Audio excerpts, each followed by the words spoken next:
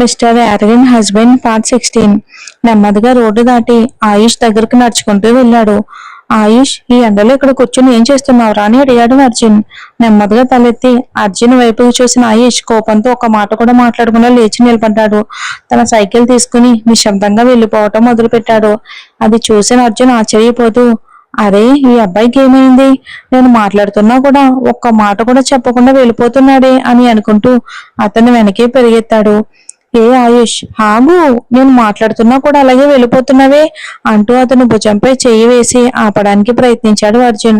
వెంటనే ఆయుష్ అతని చేతిని తొలగిస్తూ, వదలండి బావా, నాకు మీతో మాట్లాడాలని లేదు, నేను వెళ్ళాలి అని ముందుకు నడవబోయాడు. అర్జున్ అతని చేతిని పట్టుకుని, ఏమైంది ఆయు? ఇంట్లో ఎవరైనా తిట్టారా, లేక స్కూల్లో ఎవరితోనైనా గొడవ జరిగిందా అని అతని ముఖాన్ని పైకెత్తి అడిగాడు. ఆయుష్ ముఖం తిప్పుకుంటూ, మా స్కూల్లో నన్ను తిట్టేంత ధైర్యం ఎవరికీ లేదు. మీ ఇంట్లో ఉందిగా కోతి మొహం, నోరు ఎక్కువగా మాట్లాడే ఆ అమ్మాయి నన్ను తిట్టింది అన్నాడు. అది విన్న అర్జున్ అమాయకంగా, ఆయు, నువ్వేం మాట్లాడుతున్నావురా? మా ఇంట్లో నువ్వు చెప్పినట్టుగా అలాంటి వాళ్ళు ఎవరున్నారు అని మనసులోనే అనుకుంటూ, ఏమన్నావు? నువ్వు నువ్వు మా ఇంటికి వెళ్ళావా అని ఆశ్చర్యంతో అడిగాడు. అవును, వెళ్ళాను. తల తిక్కపట్టి ఇక ఆ బజారు దగ్గర తిట్లు తినడానికే వెళ్ళాను అని చిరాగ్గా చెప్పేశాడు. అర్జున్ మళ్ళీ అతని చేతిని పట్టుకుని, ఆయు, ఇటు చూడు, నిజంగా నువ్వేం మాట్లాడుతున్నావో నాకు అసలు అర్థం కావట్లేదు. నిన్ను తిట్టేవాళ్ళు మా ఇంట్లో ఎవరున్నారు? నిజంగానే నాకు తెలియదు. వాళ్ళెవరో నాకు చెప్పు, నేను వాళ్ళను ఖచ్చితంగా అడుగుతాను. మా ఆయుష్ ను తిట్టేంత ధైర్యం ఎవరికుంది అని అతని ముఖం వైపుకు చూస్తూ అడిగాడు అర్జున్. తన బావ మాటలు విన్న ఆయుష్ ముఖంలో కొద్దిగా చిరునవ్వు మెరిసింది. చిన్న పిల్లల్లా అమాయకంగా, బావా, మీ ఇంట్లో ఉందిగా నిత్య, ఆమె నన్ను తిట్టింది బావా అని చెప్పాడు. మొదటి 2 సార్లు ఆరోహిని నిత్య తిట్టడం చూసిన అర్జున్ కు ఆమె స్వభావం ఇక అప్పటికే అర్థమైపోయింది. ఓ, అందుకేనా మా అబ్బాయి ఎంత బాధగా ఉన్నాడు?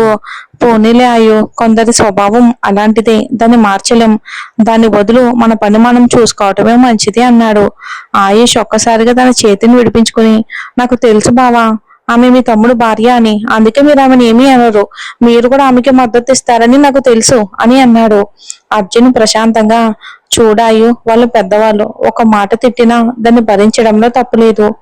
దాన్ని పెద్ద విషయంగా తీసుకుని వాళ్ళతో మొండిగా ప్రవర్తించడం మాత్రం తప్పు. నువ్వు ఇంకా చిన్నవాడివి కాబట్టి ఎవరైనా ఏదైనా అంటే వెంటనే కోపం వస్తుందిరా. ఇప్పుడు నాతో రా, నీ కోపం ఎలా పోగొట్టాలో నాకు తెలుసు అంటూ అతని చెయ్యి పట్టుకుని ముందుకు నడవబోయాడు. కానీ ఆయుష్ మళ్ళీ తన చేతిని విడిపించుకుని, వదలండి బావా, పెద్దవాళ్ళు మందలిస్తే భరించాలని నాకు కూడా తెలుసు. వాళ్ళు మన మంచిగా తిడతారని కూడా తెలుసు. కానీ మీ ఇంట్లో ఉందిగా తను, ఆమె కొల్లంతా అహంకారమే. ఇతరులకు చెడు చెయ్యాలనే మనస్తత్వం ఉన్న ఆమె దగ్గర తిట్లు తిని నిశ్శబ్దంగా ఉండడానికి నేను ఆరోహిని కాదు అన్నాడు. ఆ మాటలు విన్న అర్జున్ ఒక్కసారిగా ఆశ్చర్యపోయాడు. ఇక ఆయుష్ ఆగకుండా, చూడండి బావా, మా ఇంటి గుమ్మానికి శత్రువులే వచ్చినా వాళ్ళని లోపలికి పిలిచి మర్యాదగా చూసుకోవాలని మా అక్క నాకు నేర్పించింది. అదే సంస్కారం మీ ఇంట్లో ఉన్న కొందరికి ముందు అది నేర్పించండి అన్నాడు. ఎంతసేపు ఓపిగ్గా వింటున్న అర్జున్ కు ఆ మాటలు వినగానే కోపం వచ్చింది. అది గమనించిన ఆయుష్ గట్టిగా, మీకు మాత్రమే కాదు బావా, నాకు కూడా కోపం వచ్చింది. నా అక్కకి ఇష్టమని ఆమెకు నచ్చిన తిని బండారాలు తీసుకెళ్లి ఆమెతో కాసేపు మాట్లాడి రావాలని వెళ్ళాను. కానీ నువ్వెవరు, దొంగల ఇంట్లోకి ఎందుకు వచ్చావు అని జరిగింది మొత్తం చెప్పాడు. సరే, తెలియక అలా మాట్లాడింది అని ఊరుకున్నాను. కానీ నేను తీసుకొచ్చినవన్నీ నేలపై కావాలని పాడేసింది. ఇక అక్కడే ఆమెకి బుద్ధి చెప్పేవాడిని. కానీ మీ భార్య, ఆ సహనమూర్తి, నన్ను ఆపేసింది. నన్ను వదిలేయండి బావా, కానీ మా అక్క పాపం, చీమకైనా హాని చేయని మనిషి. అలాంటి ఆమెను ఇక ఆమె దరిద్రమని కూడా తిట్టింది. చెప్పండి బావా, అవన్నీ విన్నాక నేను ఎలా నిశ్శబ్దంగా ఉండాలి? ఎవరు ఏం చెప్పినా భరించి మౌనంగా ఉండడానికి నేను మీ భార్య అరుణి కాదు బావా. ఎవరినైనా నన్ను ఒక్క మాట అంటేనే నేను తిరిగి 4 మాటలు చెప్పే స్వభావం ఉన్నవాడిని అని అన్న ఆయుష్ ఇంకా తన సైకిల్ కి వేలాడి తీసి ఉన్న బ్యాగ్ తీసుకున్నాడు. బ్యాగ్ లో నుంచి అర్జున్ తన ఇంటికి వచ్చినప్పుడు ప్రేమగా బహుమతిగా ఇచ్చిన మొబైల్ తీసి అర్జున్ చేతిలో పెట్టాడు. సారీ బావా, దీన్ని ఉపయోగించే అదృష్టం అర్హత నాకు లేదు అని చెప్పి తన సైకిల్ తీసుకుని ఒక్కసారి కూడా అర్జున్ వైపుకు తిరిగి చూడకుండా అక్కడి నుంచి ఇంటి వైపుకు వెళ్ళిపోయాడు కోపంతో. ఇన్నేళ్లలో హేమ గారిని తప్ప అర్జున్ కు ఎదురు మాట చెప్పిన మొదటి వ్యక్తి ఆయుష్ మాత్రమే. ఆశ్రయ్ కూడా తన అన్నకు ఎదురుగా మాట్లాడే ధైర్యం ఎప్పుడూ చేయలేదు. ఇక తన చేతిలో ప్రేమగా ఇచ్చిన మొబైల్ పెట్టేసి వెళ్ళిపోతున్న ఆయుష్ వైపుకు చూస్తూ అర్జున్ ముఖంపై చిరునవ్వు మెరిసింది. ఒక్క మాట అంటే 10 మాటలు తిరిగి చెప్పే ఇలాంటి తమ్ముడికి ఒక్క చూపు చూస్తే చాలు భయపడిపోయే తన తల్లి చీర కొంగు పట్టుకుని తిరిగే ఆరోహి ఎలా అక్కయ్యిందో ఏంటో అనుకుంటూ అతని పెదవులపై చిరునవ్వు విరిసింది. కానీ వెంటనే ఆరోహి ఆయుష్లపై నిత్యం మాట్లాడిన మాటలు గుర్తుకు రావటంతో అర్జున్ మనసు బాధతో నిండిపోయింది. రోడ్డు దాటి కారులో కూర్చుని నేరుగా ఇంటి వైపుకి వెళ్ళాడు. ఎంత వేగంగా ఇంటికి చేరాడో అతనికే తెలుసు. ఆయుష్ చెప్పిన ప్రతి మాట అతని కోపాన్ని మరింత పెంచుతుంది. ఇంటి ముందు పాటుకోలో కారు ఆపి కోపంతో లోపలికి వచ్చిన అర్జున్ కు సోఫాపై కాలు మీద కాలు వేసుకుని ఫోన్లో మాట్లాడుకుంటూ గట్టిగా నవ్వుతున్న నిత్య కనిపించింది. ఆ దృశ్యం అతని కోపాన్ని ఇంకా రెట్టింపు చేసింది. ఆరోహి కోసం చుట్టూ చూసిన అర్జున్ కు ఆమె ఆశా గారితో కలిసి వంటగదిలో కనిపించింది. వెంటనే అతను నేరుగా నిత్య దగ్గరకు వెళ్లి ఆమె చేతిలో ఉన్న ఫోన్ లాక్కుని ఒక్కసారిగా నేలకేసి బలంగా విసిరేశాడు. ఫోన్లో మాట్లాడుకుంటూ కూర్చున్న నిత్య తన ముందు ఎవరో నిలబడ్డారని అనిపించి తల ఎత్తి చూసేలోపే అర్జున్ ఆమె ఫోన్ నేలపై విసిరేశాడు. తన ఫోన్ నేలపై ముక్కలై పడి ఉండడం చూసి నిత్యకు అర్జున్ మీద విపరీతమైన కోపం వచ్చింది. కానీ అతని ముఖంలో ఉప్పొంగుతున్న ఆగ్రహాన్ని చూసిన క్షణమే ఆమె చేతులు కాళ్ళు వణికాయి. అంతలో ఒక పెద్ద శబ్దం విని ఆశా గారు, ఆరోహి ఇద్దరు హాల్లోకి ఇక పరిగెత్తుకుంటూ వచ్చేశారు. వచ్చి చూడగా నేలపై ముక్కలు పడి ఉన్న నిత్య ఫోన్ కనిపించింది. కోపంతో నిత్యను కళ్ళతోనే కాల్చి వెయ్యాలి అన్నట్టు చూస్తూ నిలబడ్డాడు అర్జున్.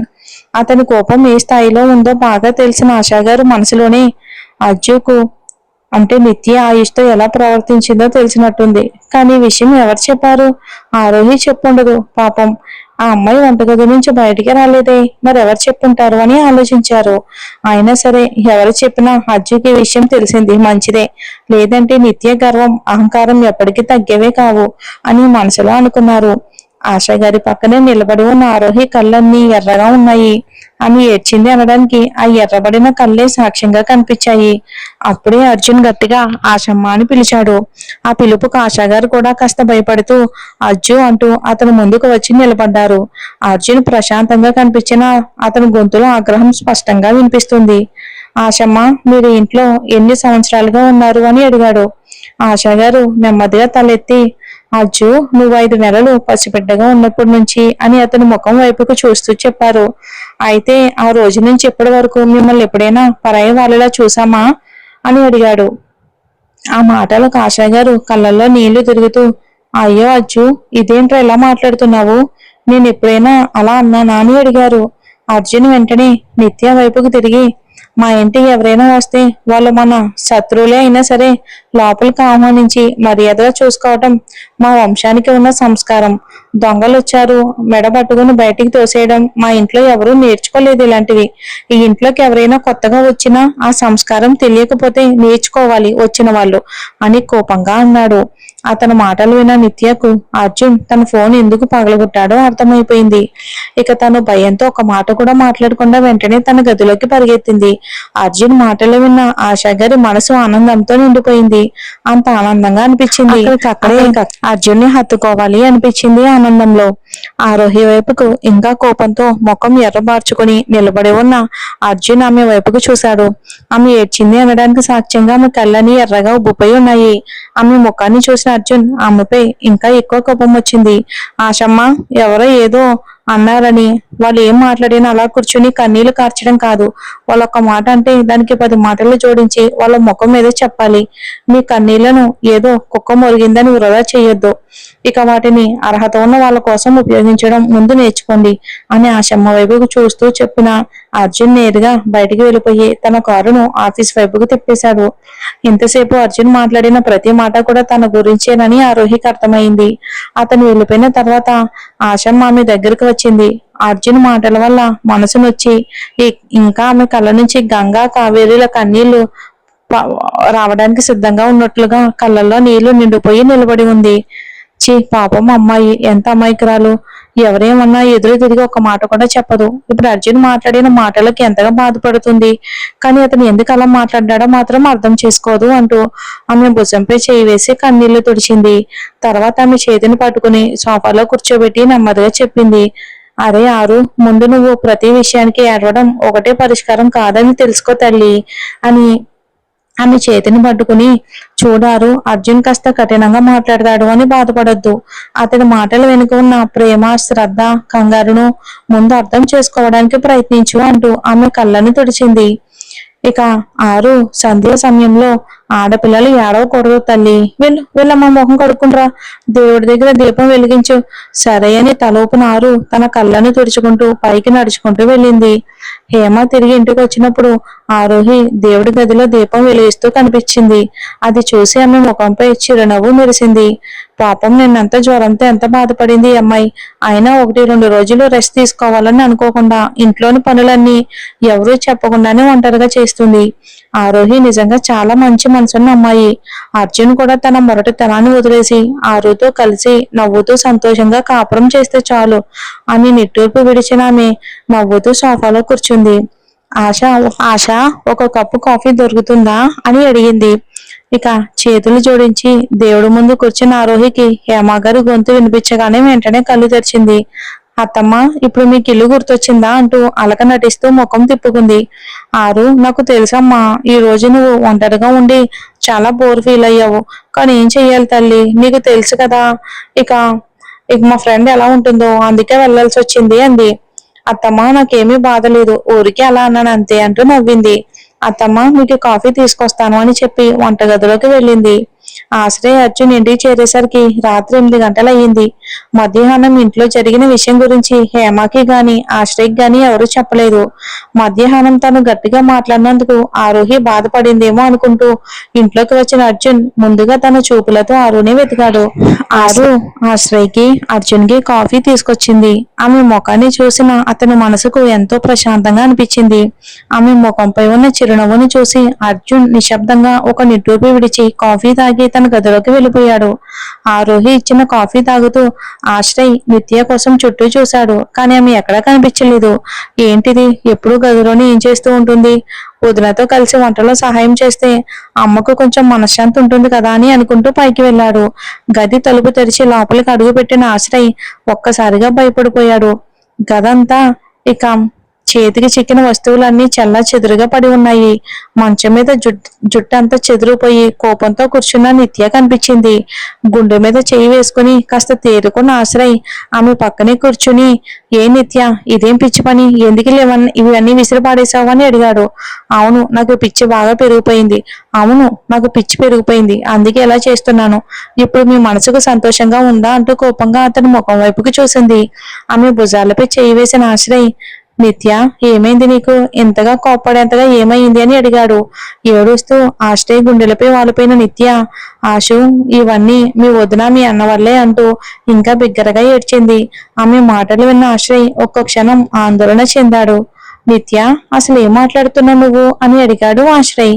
చూద్దాం మరి.